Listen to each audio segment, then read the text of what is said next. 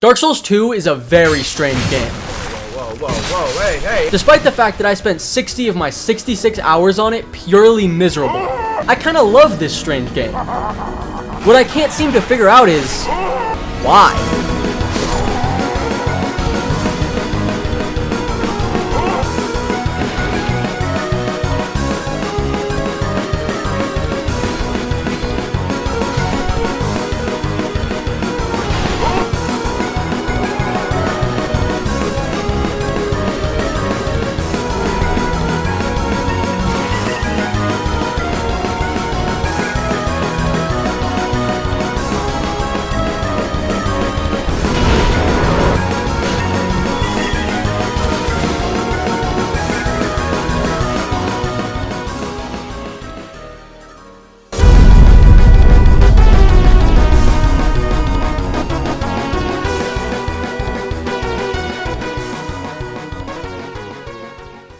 My playthrough may have started off on the wrong foot, but I was very excited to bite into this game.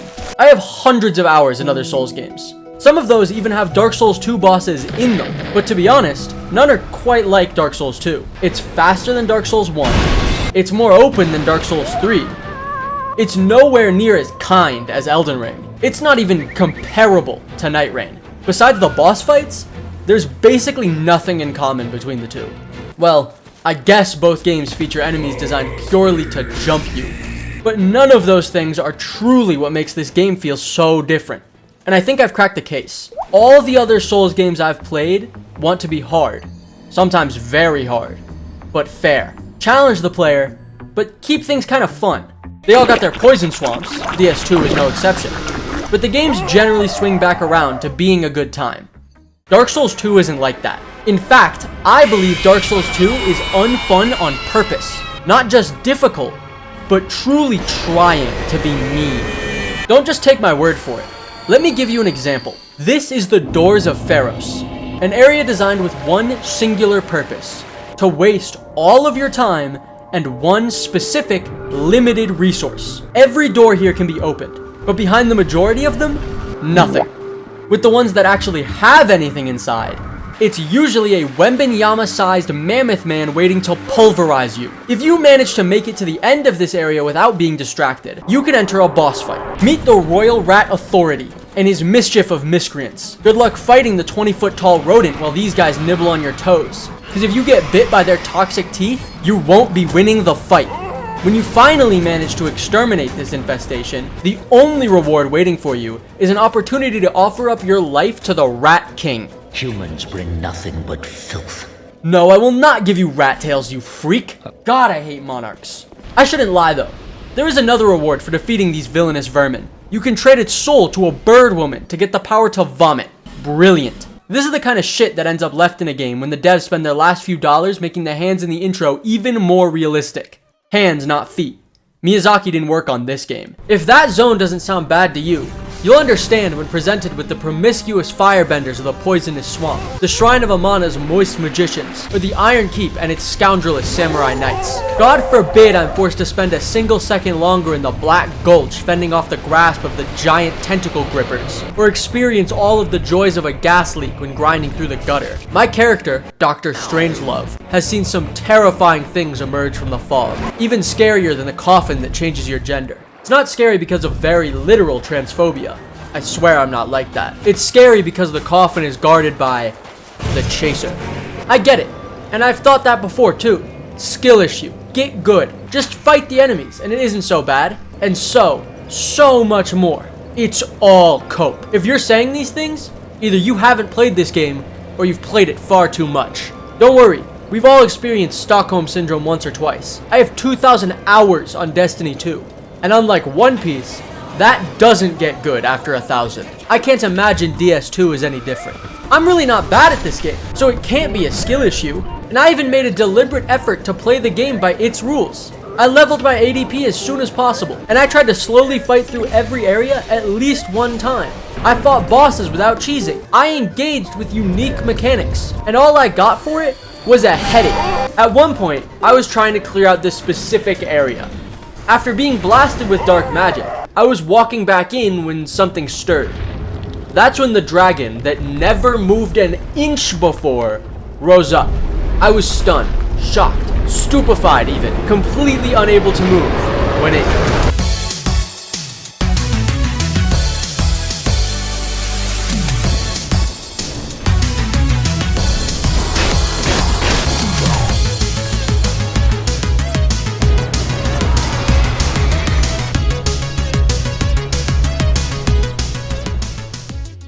I've spent a lot of time talking shit on this game, for good reason. But this video is about learning to love Dark Souls 2, not about how and why I hate it. Unfortunately, love isn't an emotion this game gives out very often, and it never seems to last very long. The cutscene of a massive eagle dropping a knight from its claws down to the earth just to aura farm, and cut me in half like Darth Maul, that was cool. But when I fought that same knight again 3 more times in progressively less cool places, it becomes a lot harder to love.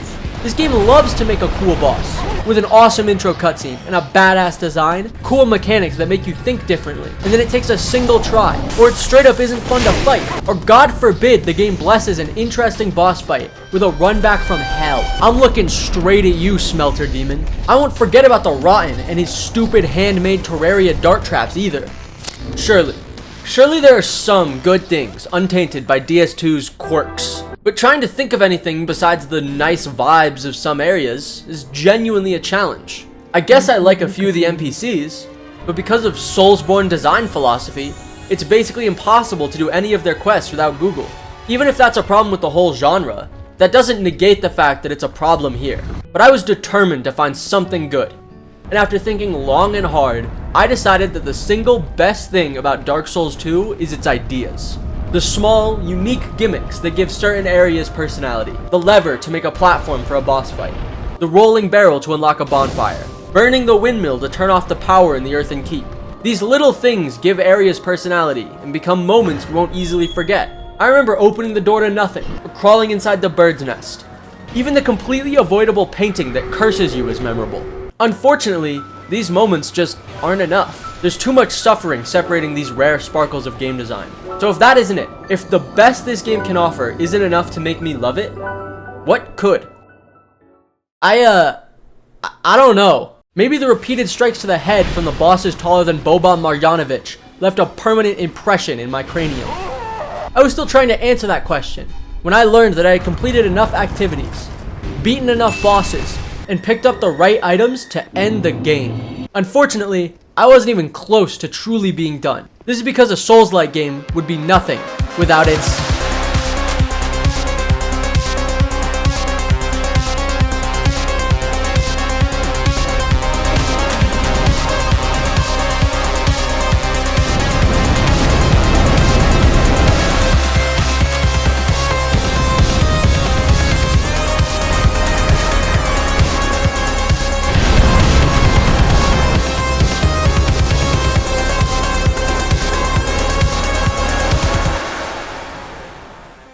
If the base game is just mean to the player, then the DLC wants the player to have nothing but misery in their life. On top of the regular trials and tribulations that come with navigating an endgame area, all 3 DLC come with one special area each. In the Crown of the Old Iron King, you can find the Iron Passage, a dank cave of depraved warlocks that slow down all your movement and simultaneously slow down your brain function. If you get past these wizards and all their guards, you will learn that this area pays homage to the worst runback in the base game. And by pays homage, I mean it has the exact same boss waiting for you at the end. Defeat this nightmarish runback and the shiny Smelter Demon at its conclusion, and you get rewarded with a mask that's always crying.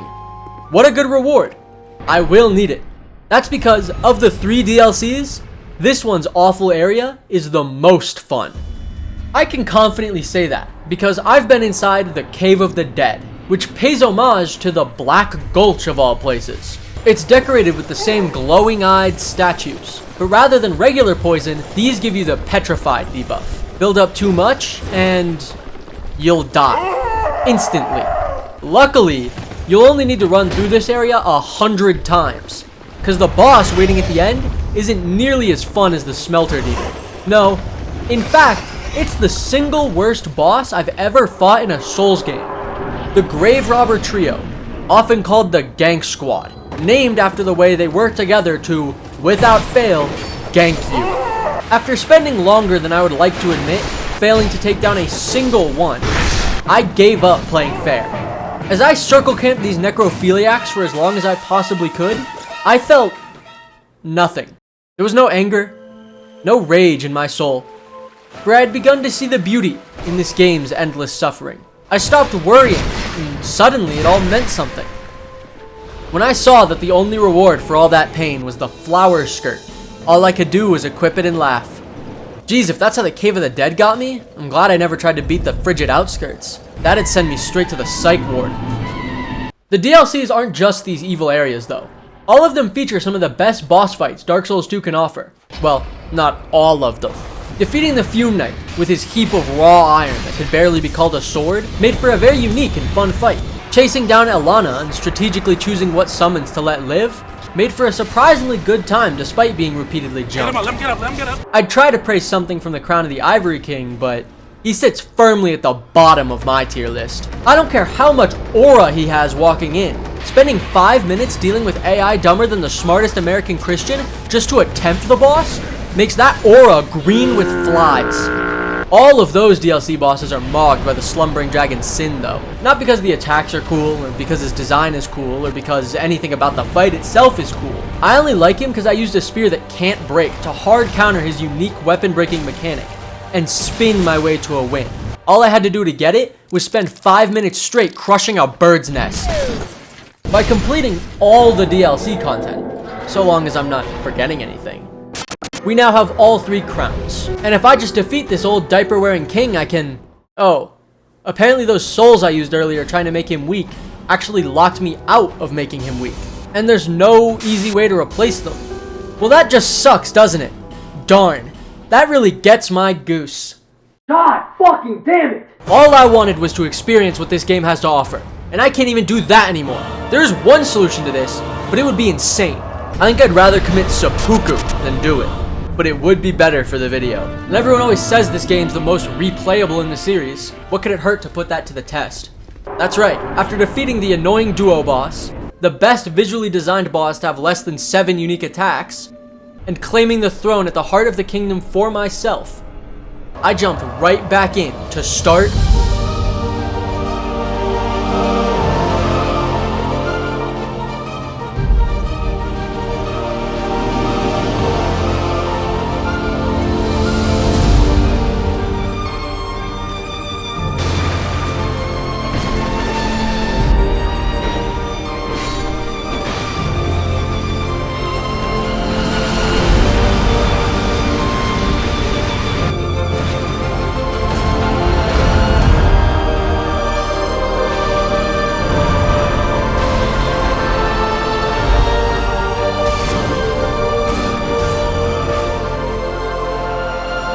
For this second trip through Drangleic, take everything you've ever learned about Dark Souls 2 and leave it right where it is. Despite what the Peak Souls 2 TikTok commenters have led me to believe, adding 3 new enemies in the starting area and 1 red enemy with extra health for every 50 existing enemies doesn't meaningfully change the experience. Neither does the completely new encounter that never appears again if you just run away from it, nor the extra enemies in boss fights to make them even less fun. I even tried to engage with the game in different and fun ways, like completing its most iconic quests. I'm called Lucatiel. And while hearing Lucatiel's tragic tale, fighting alongside her in the darkest of caves and against the most grotesque bosses was both harrowing and heart-wrenching. My name is Lucatiel. I beg of you remember my name, for I may not myself. Summoning Benhart and having to guide him down to the prowling Magus only to get double lightning blasted immediately, that was horrible. But hey, Blue Moon Greatsword, that was totally worth it. I'm sending him to die at least once in all 3 phases of the final boss. Both of these questlines pale in comparison to Tark's. In this questline, you help the man Scorpion slay his ex-girlfriend. That's it. Listen man, I know she's impaled other men, but you need to move on. Another new activity I was able to engage with on the second lap through the game, the sacrifice of human souls to a cult of darkness. This is Grandal, and while he is permanently bound to paraplegic-friendly areas, he is more than capable of using the power of humanity to open a portal straight to the dark chasms of old. Don't let the name fool you. They are even worse than they sound. By luring out and strategically pacifying the enemies here, you can light 3 torches and open the way to a secret boss. Make sure you remember to light the torches before leaving though. When I found out I had to return to the most miserable chasm, the one in the Black Gulch, well, I nearly quit. Not just Dark Souls, it made me nearly quit everything. But after spending a few days exercising, reconnecting with nature, and spending time with my loved ones, I regained the confidence to return to those deep dark chasms and light that last torch. The thing is, that only led me deeper into despair, into the grasp of the despicable and oh so detestable Dark Lurker. Well, that was horrible, but hey, at least I didn't get horribly sick and have to systematically play all the worst parts of the game back to back at the same time. Oh yeah, I don't think it needs to be said, but it was just as bad the second time. Maybe even worse, considering there's no exploration or enjoying unique mechanics this run. But I've got all the crowns again, and this time I kept the souls of the fallen giant warriors that I needed to weaken the anorexic king and claim his soul. Now he can give me a 5-second cutscene. Oh, and the power of immortality! Just in the lore though. Dark Souls 2 would never give you an item to make the game that much easier. Never. With that done, I have the necessary tools to finish the game and fight the final boss I was locked out of last run. But something's wrong. Something about this game I haven't yet spoken of. The best boss fight in the entire game. The memory of the old Iron King isn't a very nice area, but it sure is a lot nicer empty. The warriors didn't leave. Those samurai are permanently gone. It didn't take long. Only 12 times each. All this for one thing. To make the best boss in Dark Souls 2.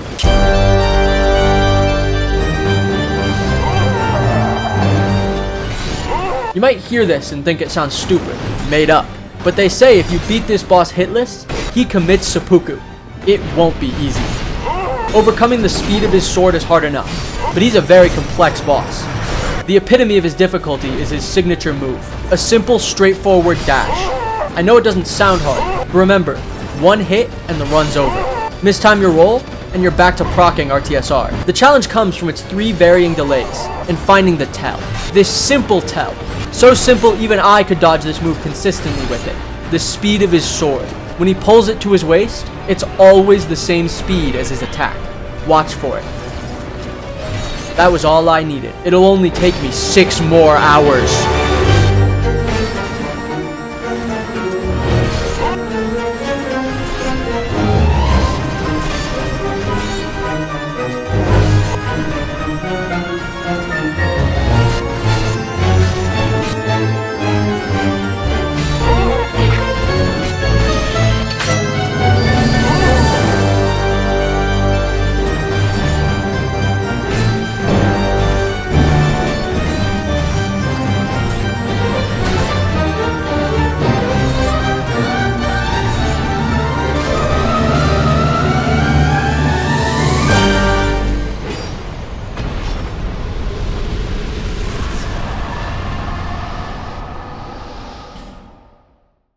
It's possible that fight wouldn't have been my favorite had I not gone through the work to give Alon such an honorable ending, but it was truly necessary. After all, if I didn't do that, it wouldn't be nearly as satisfying when I joined the Majula Blood Cult. Either way, nothing's stopping me now. I can take the long walk to the throne room, and finally approach freedom. As I refight a whole set of underwhelming bosses, I ask yet again, how could I possibly say that I love Dark Souls 2? But this time, I think I might have an answer. Dark Souls 2 is a beautiful game, and no amount of intentionally mean game design or mediocre bosses can change that. Every painful fight, a lesson in patience. Every miserable area forces determination. Even the longest, hardest, most punishing grinds made me stronger. When Dark Souls 2 pushed me to rock bottom, it never helped me up. This is the core of all Souls games, but no one exemplifies it more. It's true, some of the challenges I faced were skill issues. But once we all had skill issues, And when we overcame them, that's when we got good. Dark Souls 2 may be the least fun game I've played in an extremely long time. Maybe my whole life. But now that I've beaten it and never have to play it ever again, the bad moments have started to slip from my memory, while the good ones stuck around. Maybe that selective memory is the trick, or maybe those brief moments really do outshine all the rest. It might not be my favorite game, but I think I understand. I think I've finally learned to love.